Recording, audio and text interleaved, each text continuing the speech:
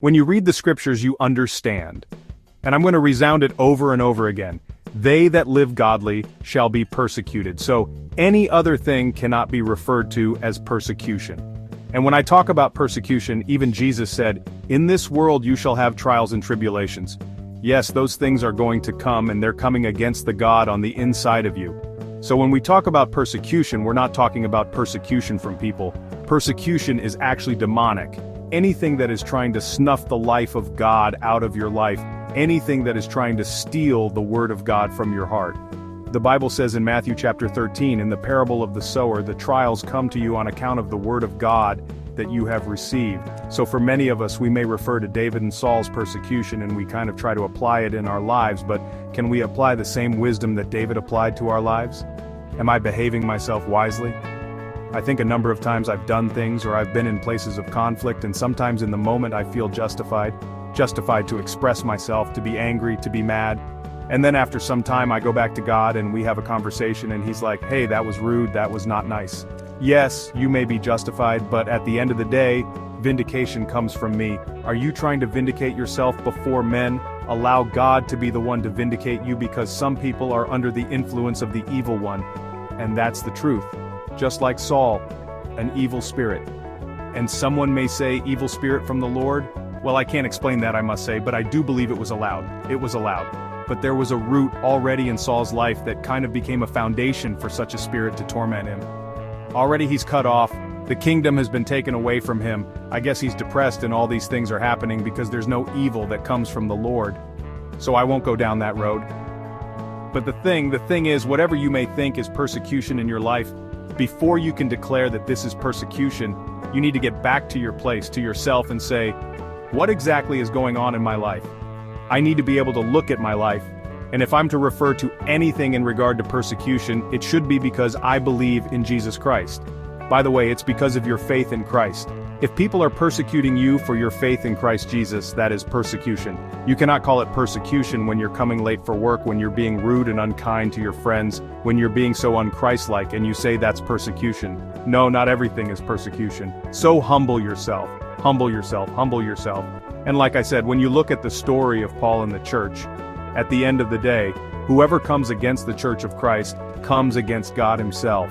Whoever persecutes you because of godliness surely is fighting against God himself. So at the end of the day, God will vindicate you. We even look at the story of Jesus and the Pharisees and all these people.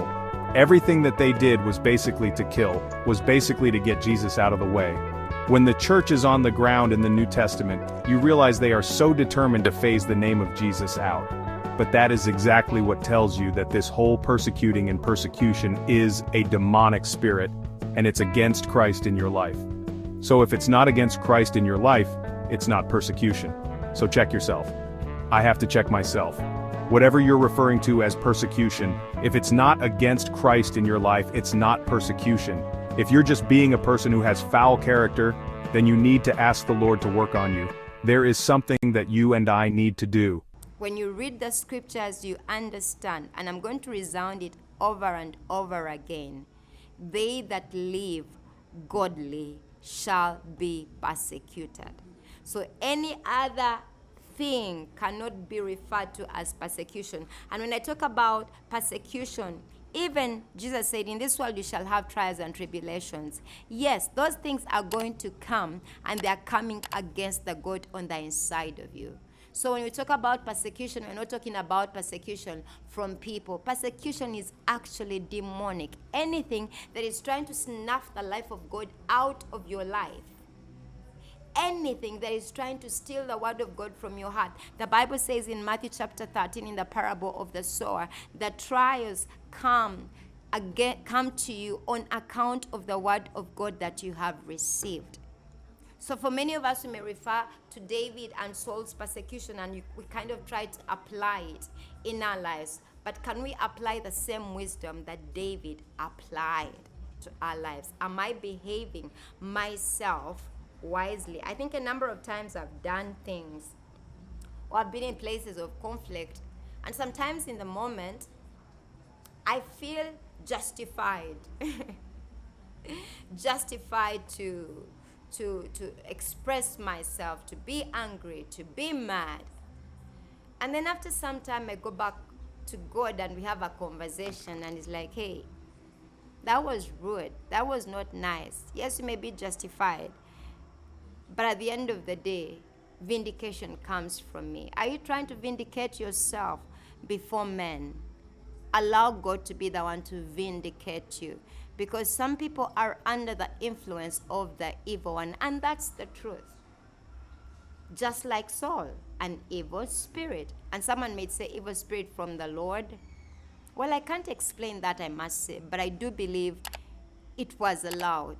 It was allowed, but there was a root already in Saul's life that kind of became a foundation for such a spirit to torment him. Already he's cut off, the kingdom has been taken away from him. I guess he's depressed, and all these things are happening because there's no evil that comes from the Lord. So I won't go down that road. But the thing is, whatever you may think is persecution in your life, before you can declare that this is persecution, you need to get back to your place, to yourself, and say, what exactly is going on in my life? I need to be able to look at my life, and if I'm to refer to anything in regard to persecution, it should be because I believe in Jesus Christ. By the way, it's because of your faith in Christ. If people are persecuting you for your faith in Christ Jesus, that is persecution. You cannot call it persecution when you're coming late for work, when you're being rude and unkind to your friends, when you're being so unchristlike, and you say that's persecution. No, not everything is persecution. So humble yourself, humble yourself, humble yourself. And like I said, when you look at the story of Paul and the church, at the end of the day, whoever comes against the church of Christ comes against God himself.